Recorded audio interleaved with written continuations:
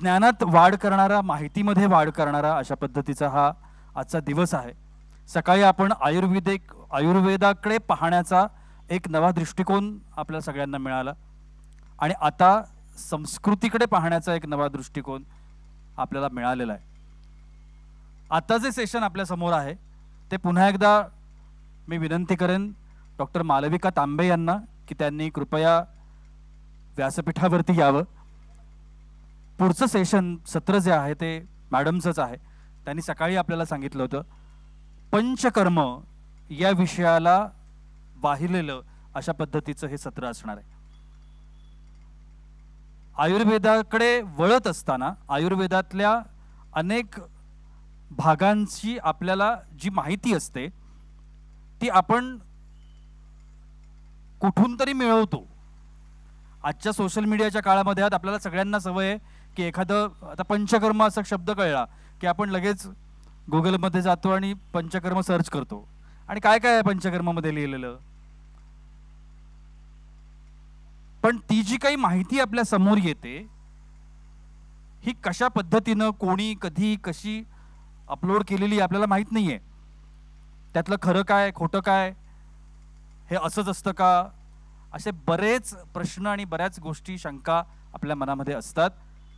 तर मला वाटतं की पंचकर्माविषयी जी ऑथेंटिक अधिकृत असं आपण म्हणू शकू जी माहिती आपल्याला सगळ्यांना आवश्यक असणार आहे ती माहिती आत्ता आपल्याला डॉक्टर मालविका यांच्याकडून निश्चितपणाने मिळेल। मी पुन्हा एकदा डॉक्टर मालविकांना विनंती करेन की त्यांनी कृपया व्यासपीठावरती यावं आणि त्यांच्या सेशन नंतर सकाळसारखंच आपण त्यांना आपल्या मनातले प्रश्न देखील विचारणार आहोतच, त्याच्यामुळे तुम्हालाही हे सेशन निश्चितपणाने आवडेल।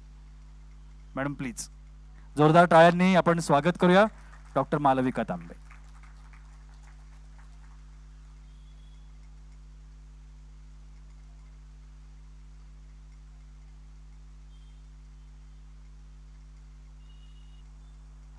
ओम स्वरूपाय नमः। ओम श्री सद्गुरवे नमः। श्री गुरु डॉक्टर बालाजी तांबे हे माझे फक्त आयुर्वेदातलेच नव्हे तर आध्यात्मिक क्षेत्रातले व तसंच मी म्हणेन की पारिवारिक क्षेत्रातले सुद्धा गुरु आहेत। कारण आज आपण जेव्हा म्हणतो की माता आणि पिता हे आपल्याकरता देव आहेत तर ते माता पिता आपण जेव्हा माहेरी असतो तेव्हा ते आपले जन्मदाते आईवडील असतात आणि जेव्हा आपण लग्न होऊन एस्पेशली स्त्रिया जेव्हा सासरी जातात तेव्हा आपले नवऱ्याचे आईवडीलसुद्धा आपले आईवडील होतात। तर नॅचरली ते गुरु वडील सगळ्याच स्थानी माझ्याकरता आहे। अर्थातच पुरुषांनीसुद्धा तसंच मानलं पाहिजे की लग्न झाल्यानंतर बायकोचे पण आईवडील आपलेच आईवडील आणि गुरु आहेत। आता आपण जेव्हा वेदातला विचार करतो, तुम्ही सगळे सुज्ञ लोक आहात, एवढा गंभीर विषय सरांनी एवढ्या सोप्या भाषेत आपल्यापर्यंत आणण्याचा प्रयत्न केला तर ते ज्ञानसुद्धा पचवावं लागतं। आणि तो जो अग्नीचा विचार आपल्याकडे केलेला आहे की समोरचा जो काही सांगतो आहे तो कुठेतरी माझ्या मेंदूमध्ये नेऊन तो पचवावा विचार आणि तो विचार पचवून माझ्यामध्ये आत्मसात करता आला तर तो आत्मसात करायचा आणि नाही आत्मसात करता आला तर त्याला आपल्याला बाहेर सोडून द्यावं लागतं। म्हणजे पचन जे आहे ते फक्त आपल्याला आहाराचं करावं लागतं असं नव्हे आणि त्यामुळे ज्ञान पचवायला सुद्धा पुणेकरांसारखंच कोणीतरी दाद देणारा लागतं असं मला वाटतं। कारण की नाही तर एवढे सगळे ज्ञानसत्र एका जागी न हलता न डुलता न कुठेतरी फेरी मारून येता ऐकत राहणं ह्याच्याकरता सुद्धा वरच्याची आपल्याला आशीर्वाद लागतात। आणि म्हणूनच मला वाटतं या पुण्यनगरीला ज्ञाननगरीसुद्धा म्हटलं जातं। म्हणजे मी मध्य प्रदेशची आहे, बॉर्न अँड ब्रॉटअप, पण मनामध्ये सुरुवातीपासून असं म्हणतो ना की एक पुण्याबद्दलची ओढ मला निर्माण झालेली। मी खूप लहान होते जेव्हा पहिल्यांदा पुण्याला आले। माझे आजोबा पुण्याच्या आजूबाजूला कुठेतरी राहायचे, कामानिमित्त मध्य प्रदेशला गेले, इंदूर आवडलं त्यांना आणि तिथेच त्यांनी वास्तव्य केलं। 13व्या वर्षी पहिल्यांदा मी पुण्यामध्ये आले आणि तुम्हाला खरं सांगते की पुण्यामध्ये पाऊल टाकल्यानंतर घर काय असतं याची अनुभूती मला एवढ्या लहानपणी आली। आणि त्या क्षणी मी माझ्या बाबांना सांगितलं की मी शिक्षणाकरता इथे येणार पुढे, कारण की तेव्हा तेवढीच समज होती की बाबा काय करू शकतो आपण दुसऱ्या गावी जाऊन, तर ते शिक्षण करू शकू. आणि हे देवाचे खरंच आशीर्वाद आणि माझे पण पुण्यात येण्याचे पुण्य मी म्हणू शकेन की पुढे जाऊन आयुर्वेदाचं शिक्षण मिळालं आणि देवानी थोडंसं कमी ऐकलं, पुण्यामध्ये पाठवण्याच्या जागी कारल्यामध्ये पाठवलं. पण त्यामुळे पुण्याबरोबर आपली जे म्हणतो नातं आहे ते मला अगदी सुरुवातीलाच जाणवलेलं. आता ज्ञान जेव्हा आपण म्हणतो तेव्हा आपल्या शास्त्रांमध्ये खूप वेगवेगळ्या गोष्टी सांगितलेल्या आहेत. त्याचे खूप आपल्या मनामध्ये समज गैरसमज असतात. बाबांच्या जेव्हा आम्ही सगळ्या गोष्टींचा विचार केला की 40 वर्ष बाबांनी आत्मसंतुलन विलेज सुरू केलेलं आहे, त्याच्या आधीपासून त्यांचं ते कार्यक्षेत्र आहे, तर त्यातल्या कुठल्या कुठल्या गोष्टी आपण लोकांपर्यंत न्याव्या संतुलनच्या माध्यमातून आज या समारंभाच्या निमित्ताने. आणि त्याच्यामध्ये मग असा विचार झाला की त्यांनी गर्भसंस्कार ह्याच्यामध्ये केलेलं कार्य आणि संतुलनचं जे पंचकर्म आहे त्याच्यातला केलेला रिसर्च आणि त्याच्यातनं होणारे फायदे हे आपल्याला लोकांपर्यंत पोहोचवणं अत्यंत गरजेचं आहे. आणि म्हणून ह्या 2 सत्रांचा आम्ही आज विचार केला. आता पंचकर्म, अगदी कोणाने आयुर्वेदाचं ऐकलं असेल तर त्यांनी पंचकर्म शब्द ऐकला असेल, पण मी आज बोलणार आहे ते पंचकर्माविषयी नव्हे, तर ते संतुलन पंचकर्माविषयी. कारण की प्रत्येक गोष्टीला नवीन पुढच्या पिढीमध्ये नेताना आपल्याला त्याच्यामध्ये नवीन ज्ञानाचं कुठेतरी एक पाझर फोडावं लागतं, नवीन ज्ञानाने त्याला वेगळं पॉलिश करावं लागतं आणि ते आपल्याला पुढे नेलं तर त्याचा फायदा होतो. तसं पॉलिशिंग, तसं रिसर्च बाबांनी पंचकर्मावरती केलं आणि त्याला इतकं इफेक्टिव्ह आणि प्रॅक्टिकल केलं की म्हणून आम्ही त्याला नवीन नाव दिलं संतुलन पंचकर्म. पंचकर्म म्हटलं की काय हो, साधारणपणे आपल्याला वाटतं की 5 कुठले तरी कर्म आहे आणि ते 5 कर्म मला करायला कोणाकडे तरी डॉक्टरकडे जायचं आहे, याला मला कशाला वेळ लागेल. थेरपिस्ट ज्यांनी कोणी आज अनुभवले असतील त्यांना असं वाटलं की वा 10 मिनिटाची थेरपी मी घेतली, मी किती रिलॅक्स झालो बरं, तर 5 तर घेतल्या तर मी तर 2 दिवसात बरा होईन वगैरे असं लोकांना वाटत असतं. पण जिथे आपण पंचकर्माचा विचार करतोय तिथे आयुर्वेदाने महत्त्वाचं काय सांगितलेलं आहे की पंचकर्म म्हणजे काय, तर शुद्धीची प्रक्रिया. राईट. आता तुम्ही घरामध्ये साधी भाजी आणता तर न धुता वापरता का हो? नाही. आपण पाणी प्यायला घेतो तर पाणी शुद्ध आहे, झाकलेलं आहे, या सगळ्याचा विचार आपण करतो की नाही. पण हे जे शरीर आहे की जे आपण दिवस रात्र वापरतोय, जे मनात येईल ते खातो पितो, आजूबाजूला गेलो जे काही ऐकायला मिळतंय ते आपण ऐकून घेतो, जो श्वासातनं आत जाते ते आपण आत घेतो आहोत, विचार आजूबाजून जे सगळे आपण आपल्या मनात घेतो आहोत, तर या सगळ्याचं सुद्धा जेव्हा शरीरावरती वेगवेगळा परिणाम होतो आहे त्याचं कुठेतरी शुद्धी करण्याची गरज असं नाही का वाटत. आपण बाहेर बाईकवरती जाऊन आलो की घरी आल्यावरती आंघोळ करावीशी वाटते की नाही. मग बाहेरून येणारे एवढे सगळे जे इनपुट्स आहेत ते सगळेच का शरीराकरता, मनाकरता, आत्म्याकरता चांगले असतील असं वाटतं का. तर ही जी शुद्धीची प्रक्रिया आहे ह्याच्याकरता आपल्याला आयुर्वेदाने हे पंचकर्माचं माध्यम दिलेलं आहे. आता हे पंचकर्म करायला खूप सगळे नियम पाळावे लागतात. पंचकर्म करायचं म्हणजे काय, तर लोकांना असं वाटतं की आपण डॉक्टरकडे जाऊ, त्यांना सांगू आपल्याला काय त्रास होतो आहे आणि ते पंचकर्म आपण लगेच प्लॅन करून करवून घेऊ. तर इतकं सोपं ते पंचकर्म नसतं. त्या काळी बाबांनी 1982 साली आत्मसंतुलन विलेजची स्थापना केली, जेव्हा कदाचित पुण्यामध्ये फार गर्दी नव्हती, पण तरी त्यांना दिसत होतं की लाईफस्टाईल डिसऑर्डर्स जे सगळीकडे वाढतात ते त्याच्यातनं लोकांच्या शरीरामध्ये अशुद्धी अजून प्रमाणात वाढणार, रोगराई फार वाढणार आणि त्याच्याकरता कुठेतरी शास्त्रोक्त पंचकर्म करण्याची जागा दिली पाहिजे. आणि म्हणून ते गेले कुठे, तर अजून निसर्गरम्य परिसर जे होतं पुण्याच्या जवळचं त्याला म्हणजे कारला, तिथे जाऊन त्यांनी त्या पंचकर्माची जे आपण म्हणतो की सेंटरची नीव टाकली.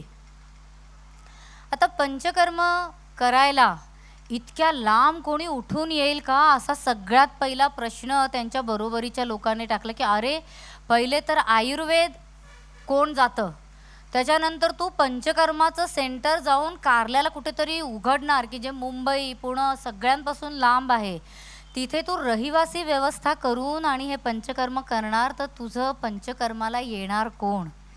पण मला आनंद वाटतो सांगायला आणि अभिमान पण वाटतो बाबांकरता की आजपर्यंत लाखो रुग्णांनी पंचकर्म करून स्वतःचं स्वास्थ्य प्राप्त केलेलं आहे आणि फक्त महाराष्ट्रातनंच नव्हे तर जगभरातनं आपल्याकडे पंचकर्माचे रुग्ण येतात. आता हे जे पंचकर्म आहे याच्यातले तुम्ही खूप बरीच पुस्तकं वाचली असतील, काय वाचलं असेल, त्याच्यातले 5 कर्म कुठले असा लोकांना प्रश्न पडतो. काही लोक म्हणतात की हो, काही म्हणतात की वमन, विरेचन, बस्ती, रक्तमोक्षण हे सगळं पंचकर्म आहे. कोणी म्हणतं की बाबा बस्तीचेच 2 प्रकार त्याच्यामध्ये पंचकर्माचे आहे. तर आयुर्वेदातले आपण जर का स्क्रिप्चर्स वाचले तर पंचकर्म ही शुद्धीची प्रक्रिया जेव्हा सांगतात ते तेव्हा बरेच प्रकारचे कर्म त्याच्यामध्ये सांगितलेले आहे, फक्त 5 कर्म नव्हे. म्हणून बाबांनी एक गोष्ट जी महत्त्वाची सांगितली ती म्हणजे पंचकर्म जे करायचे आहेत ते पंचमहाभूतांवर करायचे आहेत. पंचमहाभूतांवर का हो? आपलं शरीर कशाने बनलेलं आहे कोणाला कल्पना आहे? आपण सगळे म्हणतो ना आपण हाड मांसाचे व्यक्ती, हाड मांसाने बनलेलं शरीर.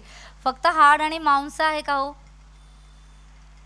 नाही ना. आपल्या शरीरामध्ये डीपपर्यंत आपण जेव्हा जातो तेव्हा आपल्याला आपल्या शास्त्रांनी एक महत्त्वाची गोष्ट सांगितलेली आहे, ते म्हणजे आपलं शरीर पंचमहाभूतांनी बनलेलं आहे. आणि हे जे पंचमहाभूत आहे आपल्याला सगळ्यांना माहिती असतात. कुठलं आहे पहिलं? पृथ्वी, जल, राईट. त्याच्यानंतर अग्नी, वायू आणि आकाश. हे 5 महाभूत आपल्या शरीरात आहेत हे आपल्याला सगळ्यांना सांगितलं जातं. कधी पाहिलंय का पृथ्वी महाभूत कुठे दिसलंय शरीरामध्ये तुमच्या स्वतःच्या? नाही दिसत ना. पण पृथ्वी महाभूत म्हणजे काय आहे? शरीरामध्ये असलेले सॉलिड्स. पृथ्वी काय असते? सॉलिड गोष्ट असते शरीरातली. तर आपली जी हाडं आहेत आपल्या शरीरामध्ये जे तुम्ही टच कराल जिथे जिथे तुम्हाला सॉलिड गोष्टी जाणवतात ते सगळे आपले पृथ्वी महाभूतातनं आलेलं आहे. जल महाभूत शरीरामध्ये कुठे जाणवतं? आहे कुठे? जाणवतं लगेच. आपण रडतो, आपल्या शरीरामध्ये रक्त वाहतंय, आपल्या डोळ्यातनं अश्रू येतात. चांगली गोष्ट खायची दिसली की लगेच तोंडाला पाणी सुटतं, लघवीला लागते, म्हणजे आपल्याला जल महाभूत आहे हे शरीरामध्ये कळतं. अग्नी महाभूत शरीरामध्ये कुठे दिसतंय? अग्नि महाभूत शरीरामध्ये आपल्याला पटकन दिसत नाही कारण तिथे काम करत असतं ते पचनाचं. म्हणून आपल्या शास्त्रांनी काय सांगितलं की उदरभरण नोहे जाणीजे यज्ञ कर्म. यज्ञ कधी करतो आपण? जेव्हा अग्नीचं कुंड तयार करतो त्याच्यामध्ये जी आहुती देतो त्याला आपण म्हणतो यज्ञकर्म. तर ते यज्ञकर्म म्हणजे उदरभरण आहे, म्हणजे हा खाल्लेला जो आहार आहे तो आपण कुठे टाकतो आहोत? अग्नीमध्ये, राईट. तर पोटामध्ये असलेली जी पचनशक्ती आहे ती अग्नीचा एक भाग आहे. ती सहसा जाणवत नाही आहो. आपल्याकडे काम करत असताना आपलं शरीर आपल्याला कळत सुद्धा नाही की या सगळ्या गोष्टी आपल्या शरीरामध्ये काम करतात. ते कळतं कधी? जेव्हा या महाभूतांमध्ये दोष यायला लागतो. तेव्हा तुम्ही उशिरा जेवला, उशिरा झोपला की मग मात्र लोक म्हणायला लागतात की अरे ॲसिडिटी झाली आहे, की मग लोकांना कळतं की ते अग्नी महाभूताचं काम आहे, राईट. तर अशी ही अग्नी आपल्या शरीरामध्ये खूप वेगवेगळ्या जागी असते. आपल्याकडे आपण बघा म्हणतो की त्याचे डोळे काय ओकत होते? आग ओकत होते. तर राग, परत बघा अग्नीचं माध्यम. तर जेव्हा तुम्हाला कोणावरती संताप होतो तेव्हा डोळे आग ओकत असतात. म्हणजे काय तिथून अग्नी बाहेर येते का ड्रॅगनसारखी? नाही, पण ती अग्नीचा संपर्क आपण लोकांपर्यंत जाऊन पोचवू शकतो आहोत. आणि त्याच अग्नीचे दोष डोळ्यामध्ये सुरू झाले तर डोळे लाल व्हायला सुरू होतात, जळायला लागतात. अशी जळजळ आपल्याला पोट आणि डोळे सोडून शरीरामध्ये सहसा फार पटकन कुठे जाणवत नाही, राईट. त्यामुळे ही अग्नी जी आहे ती आपल्या शरीरात सगळीकडे असते. जसं जलमहाभूत सगळीकडे फिरतंय, जसं पृथ्वी महाभूत सगळीकडे शरीरामध्ये दिसतंय, तसं हे अग्नी महाभूतसुद्धा आपल्या प्रत्येक सेल ते सेलमध्ये असतं. मगाशी सरांनी मायटोकॉन्ड्रिया शब्द वापरला की मायटोकॉन्ड्रिया आपल्याला आईकडून मिळतं. मायटोकॉन्ड्रिया म्हणजे काय आहे? तर सेलमध्ये असलेलं हे अग्नीचं निदर्शन आहे की कसं पचनशक्ती आपल्या शरीरातली राहील ते आपल्या सेलमधलं मायटोकॉन्ड्रिया ठरवत असतं. वायू महाभूत आपल्या शरीरात कुठे तुम्हाला जाणवत आहे? श्वास घेतो आपण, राईट? तर तो श्वास कुठे जातो आहे? आपल्या लंग्समध्ये जातो, आणि लंग्समधनं कुठे जातो? संपूर्ण शरीरात फिरतो. म्हणजे ते वायू महाभूत सुद्धा जे आहे ते आपल्या शरीरामध्ये सर्वस्व व्याप्ती त्याची असते. आणि त्याचबरोबरीने जेव्हा आपण आकाश महाभूताकडे येतो तर ते आकाश महाभूत आपल्याला कुठे दिसतंय का शरीरामध्ये? डोकं रिकामं असलं तर आपलं आयुष्य चालणार नाही. त्यामुळे इथे आकाश महाभूत बिलकुल नसतं, उलट हे खूप सॉलिड असतं. म्हणजे पृथ्वी आणि जलतत्वाचं प्राधान्य जर का डोक्यामध्ये नसलं तर आपलं आयुष्य चालू शकत नाही. कुठे आपल्याला दिसतंय आकाश महाभूत? आकाश महाभूत म्हणजे काय असतं? स्पेस. शरीरामध्ये स्पेस कुठे जाणवते तुम्हाला? आपण काय आहार खातो तो कुठे जातो? पोटामध्ये स्पेस दिलेली आहे. 9 महिने आपण बाळाला ठेवतो, कुठे ठेवतो? जागा दिलेली आहे निसर्गाने, राईट? आपली युरिन आपण गोळा करतो, आपलं फिकल मॅटर आपण गोळा करतो. प्रत्येक गोष्टीला जागा लागते आणि तशी जागा आपल्याला निसर्गाने दिलेली आहे. तर हे पंचमहाभूत जे असतात ते आपल्या शरीराचे बेस असतात. आणि त्या पाचींवरती जेव्हा काम करायचं असेल तेव्हा त्याला पंचकर्म म्हटलं जातं. असं श्री गुरुजींनी याची नवीन व्याख्या केली. आणि त्यामुळे तुम्ही कधीही कुठेही पंचकर्म केलं तर तुम्हाला जाणीव होईल की अहो 5 कर्म फक्त तुम्हाला करून नाही देते, तर त्याच्यापेक्षा जास्त कितीतरी थेरपीज तुमच्याकरता त्या केल्या जातात. मग हे पंचकर्म जाऊन काम करतंय तर करतंय कुठे? लोकांना काय वाटतं की पंचकर्म केलं म्हणजे माझं पोट साफ झालं. अहो पोट तर तुम्ही रोज सकाळी जाऊन साफ करताच आहात. म्हणजे मला आशा आहे की आपण रोज जर का जेवतोय तर सकाळी पोट प्रत्येकाचं साफ होत असेल. पोट साफ होत नसलं तर आपली साधी पण शुद्धी होत नाही, हे नक्की लक्षात ठेवा. पण जसं आपण आपलं घर रोज केअर काढतोच, पण दिवाळी आल्यावरती डीप स्वच्छता करतो की नाही, राईट? तशा प्रकारे आपल्या शरीराची सुद्धा डीप सेल्युलर लेवलवरती स्वच्छता करायला पंचकर्म करायला सांगितलेलं आहे आयुर्वेदामध्ये. आता हे पंचकर्म करायचं कोणी आणि कसं? तर आयुर्वेदामध्ये सांगितलेलं आहे की पंचकर्माने आपल्या शरीरात खूप वेगवेगळे बदल होतात. सगळ्यात महत्त्वाचं म्हणजे तर शरीरामध्ये होणारे जे चुकीचे सगळे चयापचय क्रिया आहेत त्या सगळ्या सुधारायला मदत मिळते. आता चुकीच्या चयापचय क्रिया म्हणजे काय आहो विचार केला तर आपल्या घरामध्ये तुम्ही पाहिलं असेल, ज्या लोकांकडे बाग असेल, की आपण सुरुवातीला एक छान मस्त पाईप विकत आणतो की नाही? आणि सगळीकडे मस्त फिरवून बिरवून त्या पाण्याने ते जे पाईप आहे त्याच्याने आपण पाणी सगळीकडे देतो.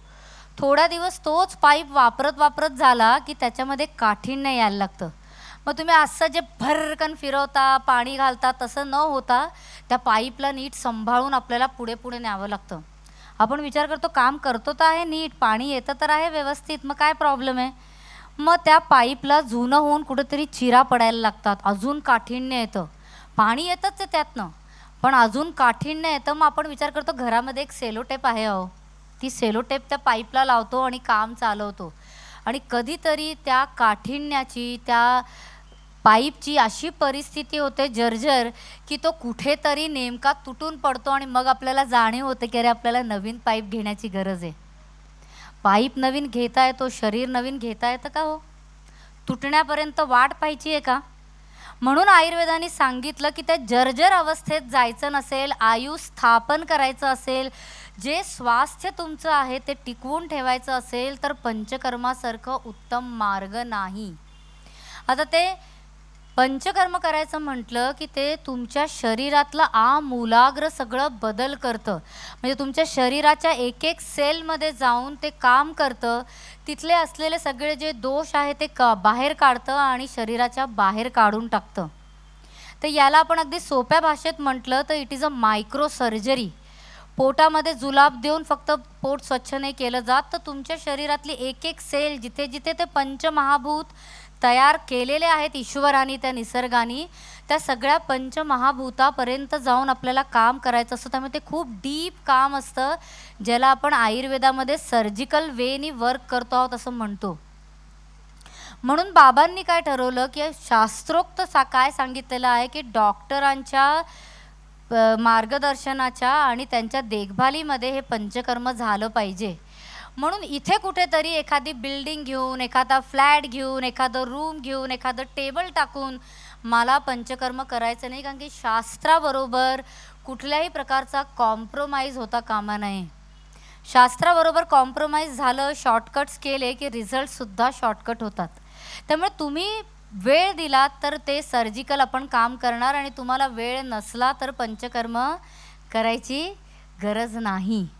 तुम्ही आज जर का कोणाला तरी सपोज पोटामध्ये गॉल ब्लॅडर स्टोन झाले तर डॉक्टर म्हणले की तुम्हाला सर्जरी करावी लागणार, तर तुम्ही म्हणाल का, गॉल ब्लॅडर तर केवढं छोटंशी एवढीशी पिशवी आहे, तुम्ही तर म्हणताय 2च भोकं करणार आहात, माझ्या घरी या की आणि 1-2 भोकं करा, त्याच्यात काय, आपण पण सुई बुई घालतोच. मला तर काय 2 मिनटात 2 भोकं जाऊन सोनाराकडे टोचून आणली होती. ती 2 भोकं करा, काढा त्याच्यातनं 2 खडे 4 खडे काय झाले आहेत ते, आणि झालं की. नाही ना, सर्जरी करायची असली, शरीराच्या आत जाऊन काही काम करायचं असलं तर त्याला नियम लागतात, त्याला काळजी लागते, आणि ती नियम आणि काळजी जर का नीट फॉलो नाही झाली तर पंचकर्म होऊ शकत नाही. ही जाणीव बाबांना शास्त्रातनं सगळं वाचल्यावरती होती, आणि म्हणून त्यांनी ते कॉम्प्रोमाइज नाही करायचं ठरवलं. त्यामुळे शास्त्रोक्त पंचकर्माला वेळ द्यावा लागतो, निसर्गामध्ये येऊन राहावं लागतं, कारण की ज्या पंचमहाभूतांवरती काम करायचं आहे, तुम्ही जर का इथे फिरलात, सकाळी विचार केला की जाऊन डॉक्टरकडे एखादी थेरपी घेतो आणि मस्त मग माझं ऑफिसमधलं काम करून घरी परत जातो, आणि मग डॉक्टरने जे काही डाएट मला लिहून दिलं असेल ते मी करतो, तर इथलं जे काही प्रदूषणयुक्त वायू तुमच्या शरीरामध्ये जाणार आहे, ती वायू महाभूताला काम करू देणार असं वाटतं का तुम्हाला? सकाळी मला एक प्रश्न आलेला की कॅन्सर होतोय स्त्रियांमध्ये वगैरे आत्ता, तर तो कशामुळे? तर आपल्या शरीराला बनवणारे हे जे पंचमहाभूत आहेत ह्यांनाच आपण आत्ता जर का बिघडवून टाकलेलं असलं तर शरीरच त्याच्याने बनलेलं आहे, तर तुमचं शरीरात दोष येणार नाही तर काय होणार? तर ते वायू महाभूत जेव्हा शरीराच्या आत जाऊन चांगलं काम नाही करू शकत आहे, पृथ्वीमध्ये आपण पेस्टिसाइड फर्टिलायझर घालून बिघडवून टाकलेलं आहे, ते जलमहाभूत जे आहे त्याच्यावरती मध्ये आपण वॉटर पोल्युशन आपण सगळं केलेलं आहे, आणि त्याच्यातनंच आपलं शरीर जर का तयार झालेलं आहे तर रोगराई पसरणार नाही तर काय? त्यामुळे हे महाभूत आपल्याला बदलणं गरजेचं असतं, आणि ते निसर्गरम्य वातावरण बाबांनी आत्मसंतुलनमध्ये क्रिएट केलेलं आहे. मला आशा आहे की तुम्ही लोकांनी थोडासा वेळ काढून आत्मसंतुलनची जी बाहेर चित्रफिती लावली होती, व्हिडिओ लावला होता, तो तुम्ही पाहिला असेल. आत्मसंतुलन हे 22 एकरात तयार केलेलं आहे. 22 एकर कशाला म्हणतात? त्या 22 एकरामध्ये आम्ही किती लोकांचा इलाज करत असू? तर 60 ते 70 लोकांचा आम्ही इलाज करतो. म्हणजे एकेका माणसाला दिलेलं स्थान, स्पेस एलिमेंट बघा, एअर एलिमेंट बघा, फायर एलिमेंट बघा, केवढं जागा आपण तिथे दिलेली आहे की जिथे कंप्लीट स्वच्छतेचा विचार करून ते एक एक महाभूतावरती आपण काम करत असतो. आपल्याला वेळ खूप कमी आहे, माझ्याकडे 10च मिनटं आहे अनफॉर्च्युनेटली, म्हणून मी थोडं पटापट घेते आहे. पण मला आनंद होईल जर का तुम्ही लोकांनी आत्मसंतुलनला एक भेट दिली आणि खरोखरी पंचकर्म कसं आपण तिथे करतो आहोत ते जास्त डीपमध्ये समजून घेतलं तर. कारण मला पण साधारण 1-1.5 तासाच्या वर लागतो पंचकर्म अगदी डीपमध्ये समजवायचं असलं तर. तर हे जे काही आपल्याला काम करायचं आहे तर ते अशा प्रदूषित वातावरणात आपल्याला करता येऊ शकत नाही. आणि दुसरं महत्त्वाचं जे आहे की आपल्याला आयुर्वेदाच्या मताने स्वास्थ्य 3 पातळीवरती आणावं लागतं, शारीरिक, मानसिक आणि आध्यात्मिक. तर इथे जेव्हा आपण सतत कामामध्ये राहणार आहोत की अरे हे काम झालं का, ते काम झालं का, पाहुणे घरी आले, काम करायचं आहे, लॅपटॉप बंद झाला की नाही, लाईट्स बंद केले की नाही, बाहेर मला कामा न करता जाऊन यायचं, अशा प्रकारच्या सगळ्या स्ट्रेस आणि चिंतामध्ये मानसिक स्वास्थ्य सुधरू शकत नाही. आणि मानसिक स्वास्थ्य जर का सुधरवायचं असेल तर सत्संग गरजेचा असतो, शांतता गरजेची असते. आमच्याकडे जेव्हा अनकंट्रोल्ड डायबिटीसचे पेशंट येतात त्यांना असं वाटतं की बापरे आता मी कारल्याला पोचलो की एक तर माझं काम सगळं थांबणार आहे, म्हणजे स्ट्रेस घेऊनच पोचलेले असतात. आणि तिथे पोचल्यावरती मग त्यांना जेव्हा कळतं की बाबा हे नियम आहेत की मला जेवण इतक्याच वाजता मिळेल, मला तूप प्यायचं आहे वगैरे, तर त्यांना अजून हे वाटतं की अरे बापरे काय होणार आहे. पण जेव्हा त्या वातावरणात ते राहायला सुरू करतात 2 दिवसात त्यांच्या शरीरातली साखर जी आहे तिचं प्रमाण कमी होतं. त्यांना आश्चर्य वाटतं की अरे अजून तर काही मेजर थेरपीज माझ्या सुरू झालेल्या नाहीत, काहीच आत्ता फरक पडलेला नाही, तर झालं काय? झाला तो वातावरणातला बदल झाला, तुमच्या आजूबाजूचे महाभूत जसे बदलतात तुम्हाला कळत नाही की तुमच्या शरीरावरती ऑटोमॅटिकली कसे त्याचे पॉझिटिव्ह चेंजेस व्हायला लागतात. त्याचबरोबरीने जो पण चिंतेत ना आपण बाहेर येतो, रोजच्या जे दिनचर्येतले आपल्याला त्रास असतात त्याच्यातनं आपण जेव्हा बाहेर येतो आणि आपली मानसिकता पॉझिटिव्ह व्हायला सुरू होते त्या जागी राहून, तिथली ऊर्जा काही औरच आहे, ती अनुभवण्याची गोष्ट आहे. ती आपल्याला अशी तोंडातनं सांगता येत नाही, शब्दातनं आपल्याला समजवता येत नाही. पण त्या ऊर्जेमध्ये आपण एकदा गेलो की आपलं सरळ शरीरातलं पचन जे आहे ते सुधारायला सुरू होते, कारण की ऊर्जासुद्धा परत एक अग्नीचा भाग आहे. तर अग्नी महाभूत सुधरवायला आपण काय करतो, तर तुम्हाला आश्चर्य वाटेल की आहार जो आहे आपल्याकडे तो एक खूप स्पेसिफिक प्रकारचा आहार आपल्याकडून सकाळ ते संध्याकाळ दिला जातो, कारण की आहारातनंच आपलं आयुष्य तयार होतं. आणि अग्नीला देणारी सगळ्यात महत्त्वाची गोष्ट आहे ती म्हणजे आहार असतो. आणि त्यामुळे शुद्ध शाकाहारी आहार आपल्याकडे सकाळ ते संध्याकाळ दिला जातो. त्याच्यातले खूप बारकावे बाबांनी पाहिलेले आहेत. पण त्याचबरोबरीने प्रत्येक जागी तुम्ही पाहिलं तर तुम्हाला सगळीकडे दिवे लावलेले दिसतील.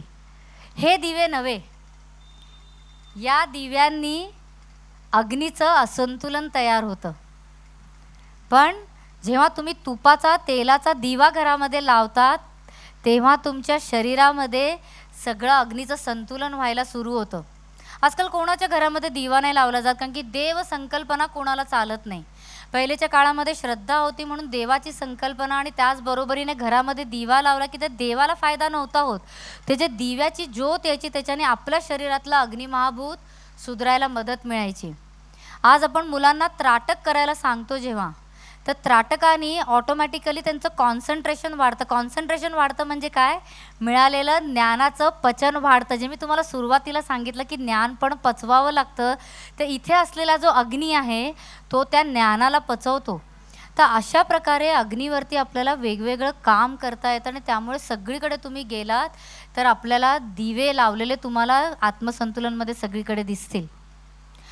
याच्यावरून सगळ्यात महत्त्वाचं जे मला सांगावंसं वाटतं, आत्ता तुम्हाला सगळ्यांना माहिती असेल ओझोन लेअर गेलेली आहे वगैरे, सगळीकडून सूर्याच्या वेगळ्या चुकीच्या किरण येतात आहे, हे सगळ्यांना माहिती आहे. स्किन कॅन्सर वाढलेले आहेत, अशा सगळीकडे आत्ता आपल्याला बातम्या बघायला मिळतात.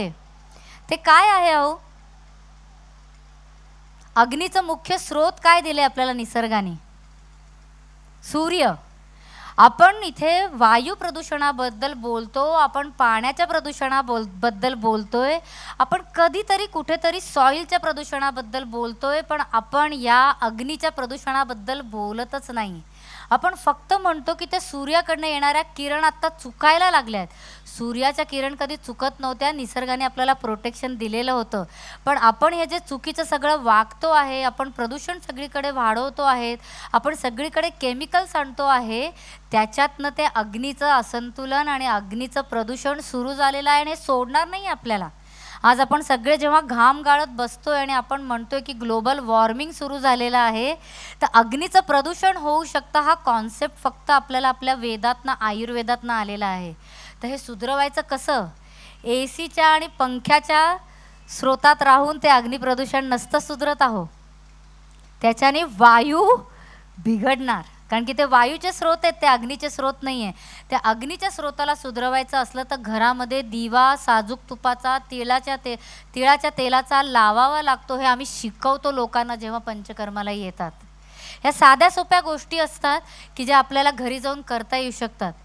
तर लोकांना या गोष्टीची जाणीव करून दिला. आज सगळं तुम्हाला माहिती आहे, आपल्याला काय शिकवलं जातं की माझ्या शरीरामध्ये 60 ते 65% पाणी आहे, आणि लोक म्हणजे सकाळी उचलतात, मस्त घडाभर पाणी पितात, येता जाता अलार्म लावतात की पाणी प्यायला पाहिजे, पाणी प्यायला पाहिजे.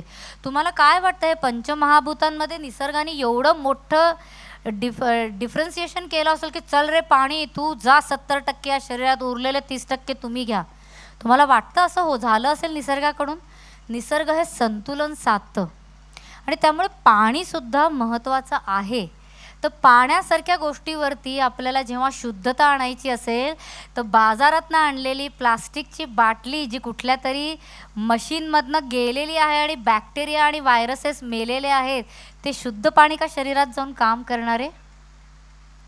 सगळ्यांनी आता थोडंसं वाचायला घेतलं तर तुम्हाला जाणवेल की या प्लास्टिकच्या बॉटलमध्ये येणारं पाणी आहे ते उलट शरीरातली वीर्यशक्तीचा ऱ्हास करतं आहे. हे प्लास्टिक जे आहे ते आपल्या शरीरामध्ये जातं आहे आणि त्याच्यातनं सगळे दोष तयार होतात. ते कॅन्सरसारखी महत्त्वाची जी आत्ता आजार सगळीकडे पसरतो आहे त्याच्यामध्ये हे सगळे केमिकल्स तर आहेतच, पण प्लास्टिक त्याच्यातला एक खूप महत्त्वाचा भाग आहे. आपल्याकडे काय सांगितलं शास्त्रांमध्ये की पाण्याला नेहमी मेटलच्या संपर्कात ठेवा म्हणजे पाणी पचायला सोपं होतं. आता मेटल पाहिलं तर तुम्हाला काय वाटतं? हो आता हे मेटल माझ्या हातात हे काय आहे? चमकतंय ना? कुठलंही मेटल चमकतंय म्हणजे ह्याच्यामध्ये अग्नीचा वास आहे. तर त्या अग्नीच्या संपर्कात जेव्हा पाणी जातं तेव्हा ते पाणी पचायला सोपं होतं आणि शरीरामध्ये समावलं जातं. त्यामुळे पाणी नुसतं पिऊन युरिनच्या वाटे बाहेर नाही न्यायचं आहे, तर शरीरामध्ये वापरायचं आहे. म्हणून आयुर्वेदाने काय सांगितलं की तुम्ही ते सुवर्णसिद्ध जल वापरायला सुरू करा, तर शरीरातलं जे जलमहाभूत आहे ते सुधारायला मदत मिळते. तर आपण कारल्यामध्ये सुवर्णसिद्ध जल प्रत्येक येणाऱ्या पेशंटला आपण सुवर्णसिद्ध जल देतो. आपण तिथे बाटल्या भरून की हे बघा हे अगदी निर्जंतुक पाणी आहे, त्या निर्जंतुक पाण्याने आपल्या शरीरातलं जलमहाभूत नाही सुधरत आहो.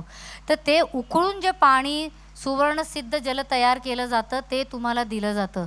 त्याचबरोबरीने आपल्याकडे आता हे जे वायू महाभूत आहे त्याच्यावरती काम करायचा विचार केला तर कसं आहो हे आपण बंद करायचं वायूचं प्रदूषण. प्रत्येकजण वायू प्रदूषणाबद्दल बोलतं आहे, पण माहिती आहे का दर दिवशी पुण्यासारख्या जागी 9,000 गाड्या नवीन रजिस्टर होतात. आहे कुठलं वायू प्रदूषण कमी होणार आहे? त्यामुळे त्या काळातही वायू प्रदूषणाचा विचार करून आपल्याकडे सांगितलेलं की धूप नियमित करावा.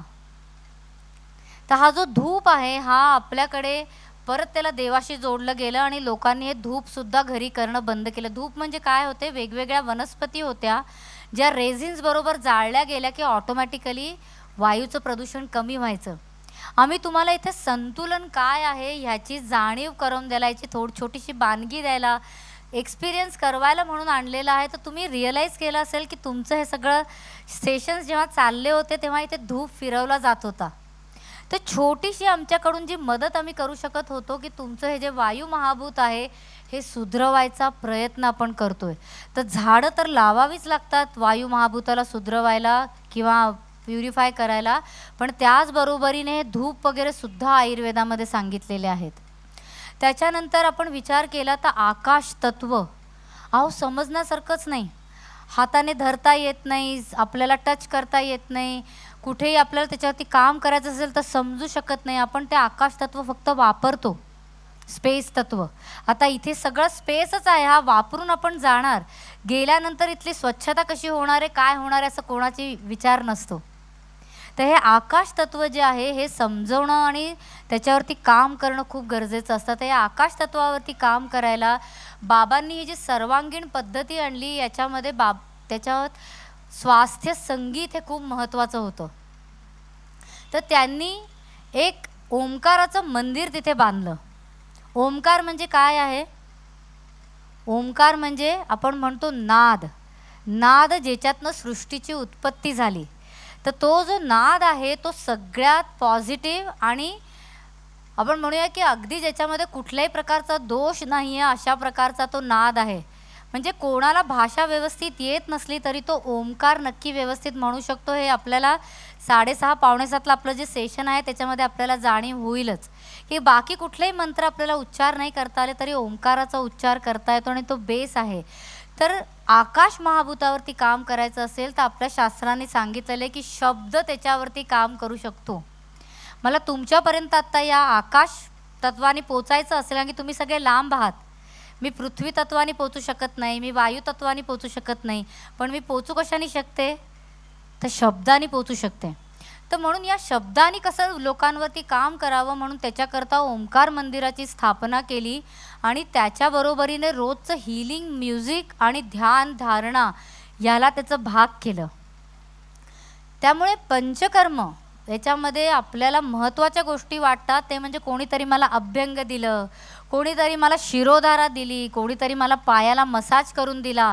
हे म्हणजे पंचकर्म नसतं. पंचकर्म म्हणजे सर्वांगीण विचार जेव्हा आपण या पंचमहाभूतांचा करतो तेव्हा त्याला पंचकर्म म्हटलं जातं. आता शरीरामध्ये जाऊन जेव्हा काम करायचं असेल तर ते काही सोपं नसतं अहो. पाणीसुद्धा जेव्हा तुम्ही शरीरामध्ये घेता, शरीर त्याला पचवतं आणि मग आतपर्यंत नेतं विचार करून की हे पाणी करेक्ट आहे की नाही. नसलं चांगलं तर लगेच इन्फेक्शन होऊन लूज मोशन्स होऊन ते सुद्धा बाहेर काढून टाकलं जातं. तर या पंचकर्मामध्ये आपल्याला जर का शरीराच्या आत जायचं असेल तर खूप विचारपूर्वक औषधं तयार करावी लागतात की जी शरीराबरोबर मैत्री करून त्याच्या आतले विषद्रव्य आपल्याला बाहेर काढायला मदत करतील. आणि त्याच्याकरता म्हणून वेगवेगळे प्रकारची तुम्ही जर का पाहिली तर आपल्याकडे तेलं तुपं ही सगळी तयार केली गेली. आता तेलं आणि तुपं का तयार केली गेली? आपले शरीरातले जे सेल्स आहेत, कारण की आपण जेव्हा म्हणतोय की आपल्याला सेलच्या आत जाऊन काम करायचं आहे, तर तुम्ही पाहिलं असेल की इथे सुद्धा एंट्री होताना 2 बॉडीगार्ड उभे आहेत, राईट. कोणाला आत सोडायचं कोणाला आत नाही सोडायचं हे ते बघत राहतात. मैत्री असली ओळख असली तर आत सोडतात, माहिती नसली तर आत सोडत नाहीत. तशी संस्था किंवा तशी जी आपण म्हणूया की सोय आपल्या शरीरात सुद्धा केलेली आहे. तर ती जी सोय आहे आपल्या सेल्समध्ये की आत कोणाला सोडायचं आणि कोणाला नाही त्याची वॉल तयार केलेली असते. आणि त्याच्या आतले जे तंतू असतात ते बॉडीगार्डसारखे ठरवतात की कुठली गोष्ट आत पाठवायची आणि कुठली गोष्ट आत पाठवायची नाही. तुम्हाला कल्पना आहे ती सेल वॉल कशाने बनलेली आहे? ती सेल वॉल बनलेली असते प्रोटीन्स आणि फॅटनी. प्रोटीन्स आपल्याला सगळ्यांना माहिती, कारण की सगळीकडे त्याचा उदो चाललेला आहे की प्रोटीन्स खा त्याच्याने तुमचं शरीर छान बनणार आहे. पण फॅट्सबद्दल आपल्याला कोणाला सांगितलंच जात नाही. आम्ही जेव्हा शिकत होतो बायोलॉजी तेव्हा आम्हाला सांगितलं गेलं की तुमच्या शरीरातलं मॅक्झिमम जे गोष्टी बनतात ते फॉस्फोलिपिड्सने बनतात. फॉस्फो सांगितलं पण लिपिड्स नाही सांगितलं. आज आपण जेव्हा लिपिड प्रोफाईल जाऊन चेक करतो तेव्हा आपल्या डोक्यामध्ये ही काय म्हणतात सांगड लागत नाही की लिपिड म्हणजेच फॅट असतात. आणि आपल्या शरीरामध्ये प्रत्येक सेल बनत असताना प्रोटीन आणि फॅट असते आणि फॅट ठरवतं की कोणाला आत पाठवायचं आणि कोणाला नाही. आणि म्हणून कुठलीही गोष्ट आयुर्वेदामध्ये आपण जेव्हा देतो ती आपण फॅट बरोबर देतो. तर तुपाचं आपण जेव्हा विचार करतो तर अंतर्स्नेहन खूप महत्त्वाची थेरपी असते पंचकर्मामध्ये. लोक अगदी घाबरतात की अहो आम्हाला तर डॉक्टरने गेले 20 वर्ष तूप खायला नाही सांगितलंय, तूप पाहिलं की आम्ही लांब पळतो, आमचं कोलेस्ट्रॉल केवढं वाढलेलं असतं. पहिला प्रश्न मी त्यांना हे विचारते, अहो तुम्ही तूप बंद केलं तर तुमचं कोलेस्ट्रॉल कमी झालं का? नाही, कोलेस्ट्रॉल तर नाही कमी झालं, उलट वाढतंच आहे, गोळी पण वाढती आहे. पण आता हे तर तूप प्यायलं की तर कोलेस्ट्रॉल किती वाढून बसेल अहो. तर मग आपण त्यांना सांगतो की हे तूप जेव्हा तुमच्या शरीरामध्ये जाऊन पचन व्यवस्थित करेल तेव्हा तुमच्या शरीरातलं कोलेस्ट्रॉल उलट कमी होईल. माझ्याकडे अमेरिकेहून एक पेशंट आलेले पण नाही म्हणू शकत, कारण की बिचारा 17 वर्षाचा मुलगा होता. का आलेला? तर त्याचं कोलेस्ट्रॉलची संख्या होती 670. आपण आज इथे 200 गाठलं की आपल्याला मनाला भीती वाटायला लागते की आता मला कधी हार्ट अटॅक येतोय आणि मी कधी जातोय. 670 कोलेस्ट्रॉल घेऊन तो मुलगा आमच्याकडे पंचकर्मासाठी आला, कारण की त्याचे डॉक्टर म्हणले की मला नाही माहिती आता याला इलाज काय. त्याला कोणीतरी सांगितलं की डॉक्टर बालाजी तांब्यांकडे पंचकर्माला जा, माझं सगळं कोलेस्ट्रॉल होतं 350 पर्यंतचं, ते सगळं नॉर्मलला आलं. तर हे जे अग्नीच्या अपचनातनं कोलेस्ट्रॉल तयार होतं ते कमी करायला सुद्धा त्या अग्नीला मदत करायला आपल्याला चांगलं तूप पाठवावं लागतं. आपण म्हणतो की नाही, हे भांडणामध्ये तुपाचं काम करू नको, आगीत तुपाचं काम करू नको, कारण की ती अग्नी जेव्हा वाढवायची असेल, पचन जेव्हा वाढवायचं असेल, त्याचा अर्थ काय आहे की शरीरामध्ये जाऊन जेव्हा प्रत्येक सेलवरती काम करता येण्यासारखं असेल तेव्हा आपल्याला त्या तुपाची गरज पडते. आणि तुम्हाला आश्चर्य वाटेल की 300 400 ग्रॅम तूप पिऊन 650चं असलेलं त्याचं कोलेस्ट्रॉल जाण्यापूर्वी 150ला आलेलं होतं महिन्याभरामध्ये. ही महिमा आहे या सगळ्या गोष्टींची की जी आपल्याला शब्दातनं कळू शकत नाही, याचा एक्सपिरियन्स आपल्याला करावा लागतो. आणि म्हणून तो एक्सपिरियन्स म्हणून आम्ही संतुलनचा छोटासा भाग घेऊन आलो की तुम्ही बघा तरी की केलं काय जातं इथे. आता पंचकर्म मला अगदी थोडक्यात समजवणं अवघड आहे. पंचकर्मा करता वेळ नाही हा शब्दही वापरायला मला चांगलं नाही वाटत आहे, कारण की 6:40 झालेले का की मी उलट लोकांना सांगते की पंचकर्मा करता वेळ काढा. तर तर पंचकर्म जेव्हा शरीरात करायचं असेल तेव्हा एक गोष्ट लक्षात घ्यावी लागते की जितका छोटा आजार असेल तेवढा कमी वेळ लागतो आणि जेवढा मोठा आजार असेल तेवढा त्याच्याकरता जास्त वेळ द्यावा लागतो. हृदयासारखी ऑर्गन आहे, किती महत्त्वाची वाटते ना आपल्याला. हृदय म्हणजे जरा ठोका कुठे चुकला की आपल्याला नकोसं वाटतं, आपल्याला असं वाटतं की हृदयाला काही घात व्हायला नको. पण हृदयाचा त्रास जर का सुरू झाला तर 10 दिवस पण लोक द्यायला तयार नसतात. ते म्हणतात नाही नाही पटकन काहीतरी हृदबस्तीच मला देऊन टाका आणि काम करा. इतकं का सोपं असतं ते? एवढं निसर्गाने तयार केलेला प्रॉपर पंप आहे की जो एक कुठून तरी त्याला जी संवेदना येते की आता तू दाब, रक्त पुढे पाठव वगैरे, तर त्याचं कुठेतरी सुधरवायला आपल्याला वेळ द्यावा लागतो. शरीरात सुद्धा तयार होत असताना बाळाला 9 महिने आपल्याला द्यावे लागतात.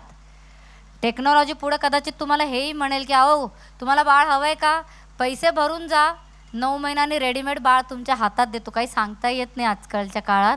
पण तरीसुद्धा निसर्गाचा जर का विचार केला तर हृदयावरती काम करायचं असेल तर वेळ त्याच्याकरता द्यावा लागतो. तेच त्वचेवरती काम करायचं असलं तर आपल्याला कमी वेळात काम करता येतं. त्यामुळे शरीरातल्या जेवढ्या क्लिष्ट आपल्याला टिश्यूवरती काम करायचं असेल तेवढं पंचकर्मामध्ये आपल्याला वेळ जो आहे तो जास्त द्यावा लागतो. त्यामुळे शास्त्रोक्त पंचकर्म जे आहे ते शरीरामध्ये आमूलाग्र बदल करायला मदत करतं. आणि आयुर्वेदाचं सगळ्यात महत्त्वाचं जे वाक्य आहे की स्वस्थस्य स्वास्थ्य रक्षणम आतुरस्य विकार प्रशमनमच, तर स्वस्थस्य स्वास्थ्य रक्षणम हे पण पंचकर्मानी होतं. म्हणजे तुमच्या शरीरामध्ये आजपर्यंत झालेल्या ज्या चुका आहेत त्या रिसेट करायचं असेल, रिसेट बटन दाबायचं असेल तर त्याच्याकरता सुद्धा पंचकर्म मदत करतं आणि ते मग कमी वेळात होऊ शकतं. आपण म्हणतो ना स्टिच इन टाईम सेव्ज 9, म्हणजे थोडंसं फाटलं तिथेच लगेच आपण जर का शिवून टाकलं तर पुढचं भोग मोठं होत नाही, पुढचं मोठं मोठं फाटत जात नाही. तसं आयुर्वेदाने पंचकर्माकरता सांगितलेलं आहे की जर का स्वास्थ्य असलं आणि ते टिकवून ठेवायचं असलं तरीही तुम्ही ते पंचकर्म करू शकता. त्यामुळे अगदी स्वस्थ व्यक्ती, म्हणजे तुम्हाला मी सांगते आमच्याकडे अगदी 2-1.5 वर्षाच्या मुलांपासून ते 85 वर्षाच्या वयापर्यंतच्या व्यक्तींचं पंचकर्म आपण केलेलं आहे. पण ते कस्टमाइज्ड पंचकर्म असतं. म्हणजे त्याच्याकरता काय करावं लागणार आहे, काय नाही करावं लागणार आहे, किती दिवस त्याच्यामध्ये आपल्याला लागणार आहे, हा सगळा वैयक्तिक विचार आयुर्वेदाने करायला शिकवलेला आहे. म्हणजे आता मी हा एक्सेल साईजचा ड्रेस शिवून आणला आहे, हा घरातल्या प्रत्येक स्त्रीने घालावा असं म्हटलं तर चालणार आहे का आपल्याला? आपण म्हणणार नाही बाबा मला बाहेर जायचं आहे, मला माझ्या हिशोबाचं जे काय आहे ते करून द्या. तर डायबिटीसची गोळी, तीच गोळी हिनी पण घ्या, त्यांनी पण घ्या, त्यांनी पण घ्या, असं होऊ शकतंय का? असं होत नाही ना. त्यामुळे प्रत्येकाच्या शरीरामध्ये वेगवेगळ्या प्रकारचे जे दोष असतील ते त्याप्रमाणे आपल्याला कमी जास्त करून त्याच्यावरती काम करून त्यांना सुधरवावं लागतं. आणि त्यामुळे पंचकर्म कस्टमाइजसुद्धा असतो. तर त्यामुळे या पंचकर्माकरता आपल्याला थोडा वेळ काढून, थोडं डॉक्टरचा सल्ला व्यवस्थित घेऊन आपल्याला प्रॉपर प्लॅनिंग जे आहे ते करावं लागतं. त्याच्याकरता आहार, आचरण या सगळ्याची मदत आपल्याला घ्यावी लागते. आणि लाईफस्टाईल डिसऑर्डर्स जे आहेत स्पेशली, तर आत्मसंतुलन जे आहे ते लाईफस्टाईल सुधरवण्याची जागा आहे. सकाळी 7ला तुम्हाला योगासनांना जावं लागतं, म्हणजे जावं लागतंच. तुम्ही नाही गेला तर तुमची ॲब्सेंटिझम मार्क होते. शाळेनंतर मला वाटतं ही पहिलीच जागा असेल की जिथे तुमची ॲब्सेंटिझम मार्क करून तुम्हाला तुमचे रिझल्ट्स कसे बिघडले ते नंतर सांगता येईल, असं बघावं लागतं आम्हाला. त्यामुळे या सगळ्या महाभूतांवरती काम करताना योगासनं असतात, ध्यानधारणा असते, स्वास्थ्य संगीत असतं, आहार व्यवस्थित कसा घ्यावा ते आपल्याकडे शिकवलं जातं. एवढंच नव्हे तर सत्संग असतो, म्हणजे आपसातल्या विचारांचा आदानप्रदान असतो. आयुर्वेदातल्या सगळ्या गोष्टींचं आपण तिथे वेगवेगळ्या प्रकारचे लेक्चर्स घेतले जातात. आणि जी लोक तिथे एकत्र पंचकर्माला येतात, सुरुवातीला जरी चिडलेले कंटाळलेले असले तरी जाईपर्यंत त्यांच्या आजारामध्ये इतका बदल झालेला असतो की त्यांची बाकी लोकांशी मैत्रीसुद्धा खूप घट्ट झालेली असते. त्यामुळे आमच्याकडले असे ग्रुप्स आहेत गेले 20-20, 25-25 वर्ष की पहिलं पंचकर्म आयुष्यातलं पहिल्यांदा एकत्र केल्यामुळे गेले 25 वर्ष जेव्हाही पंचकर्माला येतात, दरवर्षी येतातच असं नाही, पण जेव्हाही पंचकर्माला येतात तेव्हा एकत्र येतात. त्यामुळे हा सत्संगसुद्धा जो असतो की आपल्यासारख्या चांगल्या विचारांची लोकांबरोबर कसं राहता येईल ह्याचासुद्धा विचार आपल्याला करावा लागतो. त्यामुळे एकूण लाईफस्टाईल कशी असावी ह्याचं एक एक्झॅम्पल म्हणून बाबांनी हे सेंटर तयार केलं आणि त्यामुळे नावसुद्धा काय दिलं तर आत्मसंतुलन विलेज, म्हणजे राहण्याची जागा. त्याला असं नाही म्हणले की बाबा हे आयुर्वेदा सेंटर आहे, नाही, आत्मसंतुलन विलेज. आत्म म्हणजे मी स्वतः, संतुलन म्हणजे बॅलन्स, आणि विलेज म्हणजे ज्या जागी राहून मला अशा प्रकारचं बॅलन्स मिळू शकेल. तर तुम्ही आलात तर तुम्हाला जाणवेल की आमच्याकडे गाईचा गोठासुद्धा आहे. येणाऱ्या प्रत्येक पेशंटला आम्ही चांगलं A to दूध पुरवत असतो, गायींची काळजी घेतो. गायींबरोबर वेळ घालवायला सुद्धा लोकांना शक्यता असते. तर या सगळ्याचा विचार केला जातो. आणि बाबा नेहमी म्हणायचे की दुधाला आपल्याकडे पूर्ण अन्न सांगितलेलं आहे.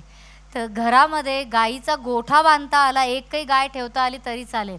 4 गाड्या घेण्याची जर का ऐपत असली तर 3 गाड्या घ्या आणि एक गाईचा गोठा बांधा, असं ते नेहमी स्वतःच्या लेक्चर्समध्ये सांगायचे.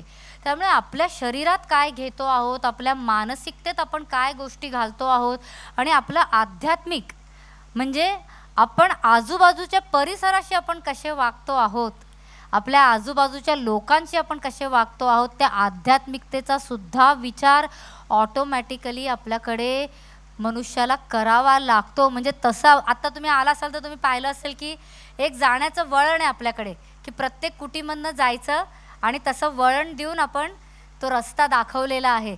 तशा प्रकारे आत्मसंतुलन हे तुम्हाला स्वास्थ्यप्रद जो रस्ता आहे त्याच्यावरती हळूहळू हळूहळू ढकलत कसं न्यायचं की तुम्हाला कळणार सुद्धा नाही की माझी गाडी रुळावरती कधी आली. ह्याचा एक छोटासा प्रयत्न आहे आणि तो लोकांपर्यंत पोचावा, लोकांनी त्याच्याकरता वेळ काढावा असं मला अगदी मनापासून वाटतं. कारण की आपल्याकडला रिपीट पंचकर्माचं नंबर खूप जास्त आहे. म्हणजे 100 लोक जर का पंचकर्माला आली, सुरुवातीला येताना खूप म्हणतात अहो डॉक्टर थोडंसं छोटं पंचकर्म नाही का देता येणार, कमी वेळात नाही का करता येणार, मी मध्ये घरी जाऊन आलो तर चालेल का, मावस बहिणीचं लग्न आहे, अहो 4 तासात जातो परत येतो वगैरे. पण आमच्याकडे कुठल्याही नियमांना साईडला ठेवून पंचकर्म केलं जात नाही. हे सगळ्या गोष्टी झाल्यानंतर सुद्धा नंतर जाताना परत विचारतात की पंचकर्माला परत कधी येऊ. त्यामुळे हा नियम जे आहेत आयुष्यातले, आपल्या निसर्गातले, हे पालन केल्यानंतर आपल्या शरीरामध्ये काय बदल होऊ शकतात हा एक्सपिरियन्स एकदा केला की त्याच्याबद्दल असणाऱ्या सगळ्या शंका आणि जो रेझिस्टन्स आहे हा सगळा कमी व्हायला मदत मिळतो. फक्त मोठेच लोक नव्हे तर अगदी यंग मुलं 14-15 वर्षाची सुद्धा आपल्याकडे येऊन हे पंचकर्म करतात. आणि या भारतीय संस्कृतीतल्या ज्या छोट्या छोट्या गोष्टी आहेत की ज्या आपल्या आयुष्यामध्ये खूप मोठा प्रभाव घालू शकतात आहेत, पाडू शकतात आहेत, त्याची एक्सपिरियन्स करून ते तिथे यायला तयार असतात. मी तुमचा फार वेळ घेत नाही कारण की ओंकार साधना म्हणजे साधी आपण अशा जागी जिथे आपण स्वतःच आत्ता टेंट बांधला आहे, जिथे ऊर्जा आपण आत्ता अजून तयार केलेली नाही ओंकार मंदिरासारखी, तिथलं पण ओंकार आपल्या शरीराला, आपल्या मनाला आणि आपल्या आत्म्यावरती केवढा प्रभाव पाडू शकतं हे आपण आत्ता अनुभवणार आहोत. तर ते जर का आपण खऱ्या ऊर्जाच्या स्थानी जाऊन केलं तर त्याचा किती फरक पडू शकेल याची तुम्हाला आत्ता प्रचिती येणार आहे. काही अगदी छोटे 2-4 प्रश्न असतील तर ते मी पटकन घेते आणि मग आपण हा पंचकर्माचा सत्र इथे संपवूया. हां, माझं नाव यारगट्टीकर आहे. मी 11 साली आत्मसंतुलन विलेजमध्ये येऊन गेलेलो आहे आणि जंगली महाराजमध्ये तुमचं मी व्याख्यान ऐकायला पण होतो. पंढरपुरावरनं मी आज मुद्दाम या कार्यक्रमासाठी आलो आहे. मला एक प्रश्न विचारायचा आहे. माझ्या मिसेसला 6 महिन्यापूर्वी रात आंधळेपणा, कलर ब्लाइंडनेसचा हे झालं आहे, म्हणजे डोळे डॉक्टरनी हे केलेले, त्याच्यावर आयुर्वेदामध्ये काही उपचार आहेत का? बघा, नाईट ब्लाइंडनेस जी आहे ना ती म्हणजे कलर ब्लाइंडनेस नाही, रात्री न दिसणं त्याला नाईट ब्लाइंडनेस म्हणतात. हा रात आंधळेपणा. तर त्याच्यामध्ये कसं असतं, आपल्या डोळ्यांमध्ये 2 वेगळ्या टाईपचे सेल असतात, एकाने रंग दिसतात, एकाने लाईट दिसतो. तर त्या दोन्हीवरती काम करण्याच्या दृष्टीने आपल्याला काम करता येऊ शकतं. त्याच्याकरता औषधं असतात, जसं सुनयन घृतासारखं तूप आहे औषधी, ते जर का त्यांनी नियमितपणे सुरू केलं आणि संतुलनचं सुनयन तेल आहे ते त्यांनी डोळ्यात घालायला लगेच सुरू करू शकतात. बरोबरीने काही आपल्याकडे उपचार असतात नेत्रबस्ती वगैरे सारखे, ते आपण करू शकतो पंचकर्माद्वारे. आणि काही औषधंसुद्धा असतात की जे आपण प्रकृतीप्रमाणे देऊ शकू. तर आपण त्याच्यावरती काम लगेचच सुरू केलं, फक्त वाट नसते बघायची. नर्वस सिस्टीमशी रिलेटेड कुठलाही आजार असला तर वेळ घालवायचा नाही, लगेचच त्याच्यावरती काम करायचं. म्हणजे आयुर्वेदामध्ये त्याही काळात सांगितलेलं आहे की पक्षाघात झाला, ज्याला आपण आज पॅरालिसिस म्हणतो, त्याच्यात वर्षभराच्या आत काम नाही केलं तर तो असाध्य रोगात बदलतो. असाध्य रोगात बदलतो म्हणजे त्याच्या आधी साध्य असतो. तर म्हणून कुठलाही नर्वस सिस्टमशी रिलेटेड आजार असला तर लगेच त्याच्यावरती काम आहे ते केलं पाहिजे. आणि धन्यवाद, तुम्ही जंगली महाराज वगैरेला आलात त्याच्याकरता. येस, पंचकर्म किती वयापर्यंत करता येतं? म्हणजे BP नाही आहे, शुगर नाही आहे, कसलाही त्रास नाही आहे, पण मॅक्झिमम किती वयापर्यंत करावं लागतं? केलं तरी चालतं? बघा, आयुर्वेद मूळच म्हणतं की स्वस्थस्य स्वास्थ्य रक्षणम. तुमच्यासारखे केस आम्हाला पंचकर्माला मिळाले तर आम्ही खुशच होऊ. कारण की स्वस्थ व्यक्तीचं स्वास्थ्य टिकवून अजून ठेवायला मदत करता आली तर फारच उत्तम आहे. तुमचं वय मी विचारत नाही, तसं मी स्त्रियांचं नाही विचारत, पण तुमचं पण नाही विचारत. विचारा, मी सांगतो. किती आहे? 91 चालू आहे. 91 चालू आहे सर. पण मला कसलाही त्रास नाही, BP नाही, शुगर नाही आहे.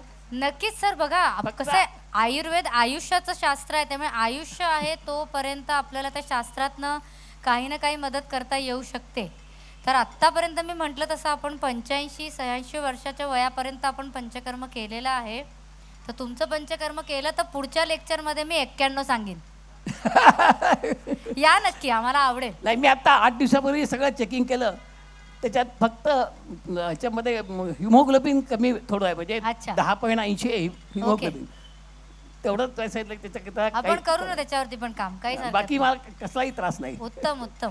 आणि ते अजून स्वास्थ्याचं रक्षण आपण नक्की करू. अजून मी 2-3 किलोमीटर चालतो, काय नाही. चांगलंय, चालत राहायला पाहिजे. म्हणजे व्यायाम जे आहेत ते खूप महत्त्वाचे. मग अशी मी योगासनांबद्दल सांगितलं, तर पंचकर्मामध्ये करता येण्यासारखे योगासनं कुठली याच्याहीवरती बाबांनी रिसर्च केला. त्यामुळे संतुलन क्रिया योग हा एक स्पेशल योगासनांचा सेशन असतो आपल्या पंचकर्माच्या वेळेस. तर नॉर्मल योगासनं पंचकर्माच्या वेळेस नाही चालत, तर त्याच्याहीवरती रिसर्च करून बाबांनी तर तेही वेगळा सेशन एक सुरू केलेला आहे. प्राणायामाबद्दल काही माहिती मिळू शकेल का? कुठे प्राणायाम? हो, प्राणायामाबद्दल खरं खूप माहिती आपल्याकडे सगळीकडे सध्या आहेच, पण आपलं जे पुस्तक आहे संतुलन क्रिया योग ते बाहेर अवेलेबल आहे. त्याच्यामध्ये प्राणायामाविषयी माहिती आहे, तर तुम्ही ती नक्की घ्या आणि करत राहा प्राणायाम. जेवढं आपण प्राणायाम रेग्युलरली करतो तेवढं स्वास्थ्य नीट राहायला मदत नक्की मिळते. पंचकर्म ठराविक ऋतूतच करतात का कुठल्याही ऋतूत चालतं?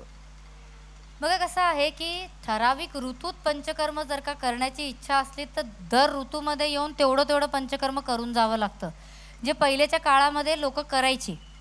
तर जेवढं झालं, म्हणजे आत्ता मी जर का काही चूक केली तर आत्ताच लगेच प्रायश्चित्त करून टाकलं तर त्या ऋतूमध्ये ते पंचकर्म करायचं, शरदामध्ये पित्त वगैरे असं सगळं. पण आता मी पाप करतच राहणार, चुका करतच राहणार, आणि मला वेळ मिळेल तेव्हा मी जाऊन प्रायश्चित्त करणार असं ठरवलं तर मग ऋतूचा विचार नाही करावा लागत. कुठल्याही ऋतूमध्ये पंचकर्म केलेलं चालतं.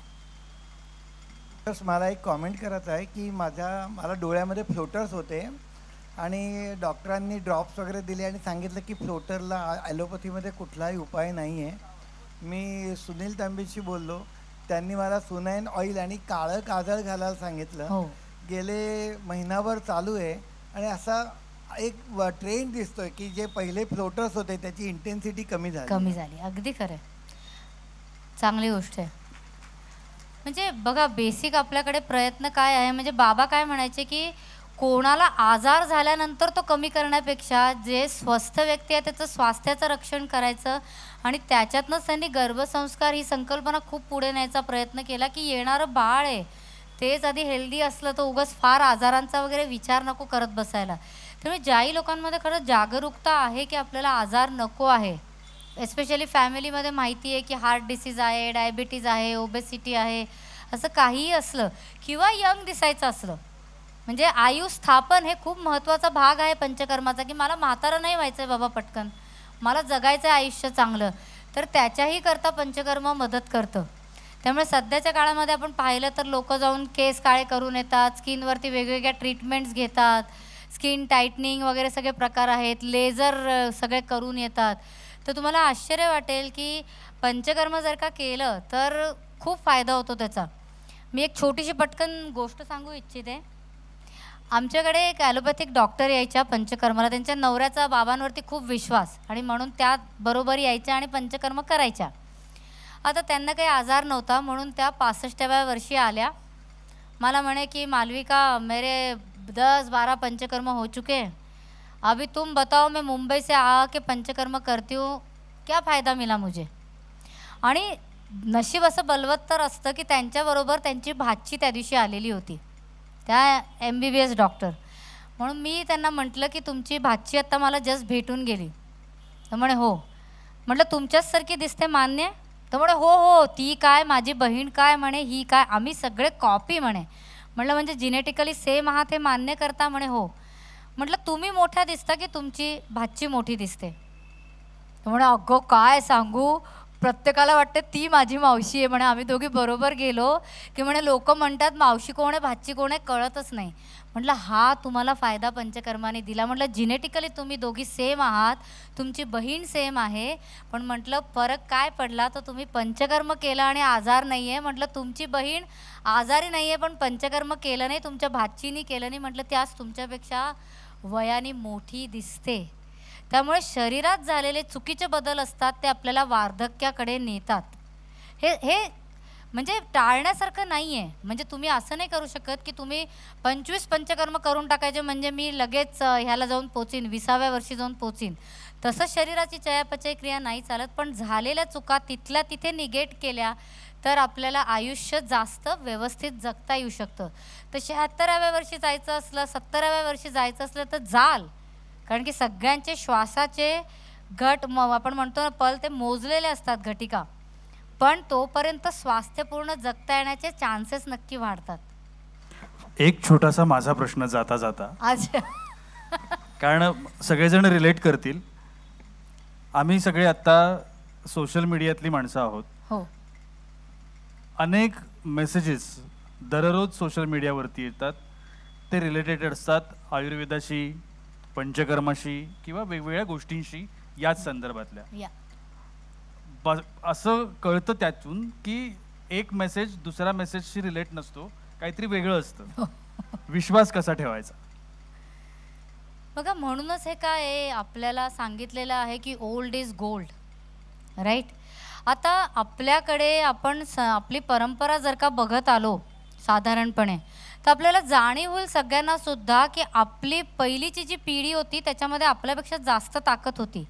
त्याच्या अजून आधीची पिढी पाहिली तर त्यांच्यामध्ये त्याच्याहून जास्त ताकद होती. आज आपण जेवढे स्वतःला विचार करतो आहोत की मी खूप सायंटिफिक, मी खूप नॉलेज आणण्याचा प्रयत्न करतोय, मी कसं प्रत्येक गोष्ट रिसर्चनी प्रूव्ह झाली तरच मी करणार आहे, त्याच्यातनं आपली आरोग्याची पातळी खाली चालली आहे. नुसती शारीरिक नव्हे, म्हणजे वडिलांना 60व्या वर्षी डायबिटीस झालं, मला 40व्या वर्षी झालंय, हे जेव्हा मनुष्य सांगतो तेव्हा त्याला कळत नाही की वडिलांची 60ची शरीराची परिस्थिती मला 40ला आली आहे, हे आपल्याला कळत नाही. आणि तेच सोडलं तर आपण आत्ता यंग जनरेशन पाहिली तर पाठीचा कणा सरळ ठेवून बसू शकत नाही आहो. घरात गेले की सगळे असे लोळतात, इकडे तिकडे पडतात. काम कुठलंही सांगायला गेलो की अरे यार, ह्याच्यापासूनच सुरुवात होते. कुठल्याही गोष्टीचा त्यांना उत्साह नसतो, नवीन गोष्टी करायला सांगितलेलं काही माहीत नसतं. एक फोन घेऊन टॅबलेट घेऊन बसले ते बसतात. म्हणजे येणारी पुढची पिढी आहे, जेवढी सुज्ञ आपण विचार करतो आहोत आरोग्याच्या बाबतीत तेवढं आपल्या आरोग्याची पातळी खाली जाती आहे. त्यामुळे कुठेतरी काहीतरी चुकतं हे प्रत्येकाला कळतंय. साधं उदाहरण आपलं मिठाचं आहे की मीठ आयोडाइज्ड घ्या असा आपल्याला जेव्हापासून शहाणपणा शिकवायला लागले आणि आपण त्या मार्गावरती चालायला लागलो तेव्हापासून थायरॉईडचे पेशंट वाढले का कमी झाले प्रत्येकाने उत्तर द्यावं. जेव्हापासून तूप खाऊ नका आपल्याला सांगितलं तेव्हापासून हार्टचे पेशंट वाढले का कमी झाले हा मला प्रत्येकाने उत्तर द्यावं. तर उत्तरं आपल्या समोर आहेत, आपल्यामध्ये बघण्याची ताकद राहिलेली नाही आहे. त्यामुळे मला असं म्हणणं राहील की प्रत्येकाने काहीतरी आपलं शास्त्र नसताना त्याच्याबद्दल बोलत राहावं मला खरं मनापासून पसंत नाही. मी सुद्धा या सगळ्या सोशल मीडियाच्या रील्स बघते.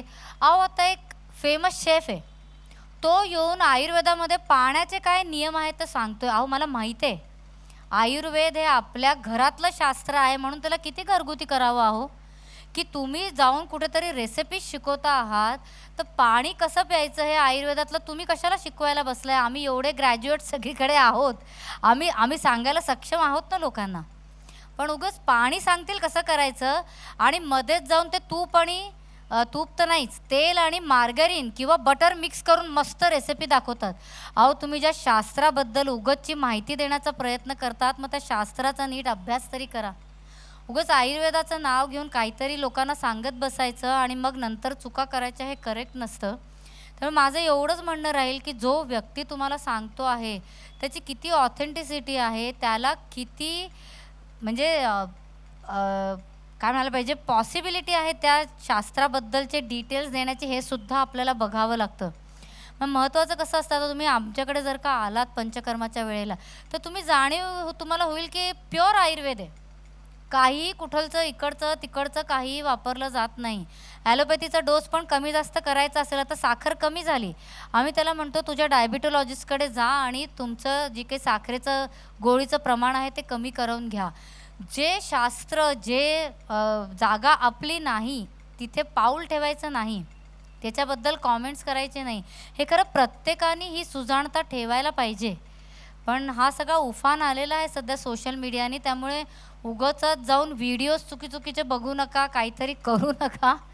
आणि प्रॉपर इन्फॉर्मेशन देणारी त्या व्यक्तीला अधिकार असेल तरच त्या गोष्टी ऐकून घ्यायच्या आहेत, एवढंच माझा सल्ला राहील.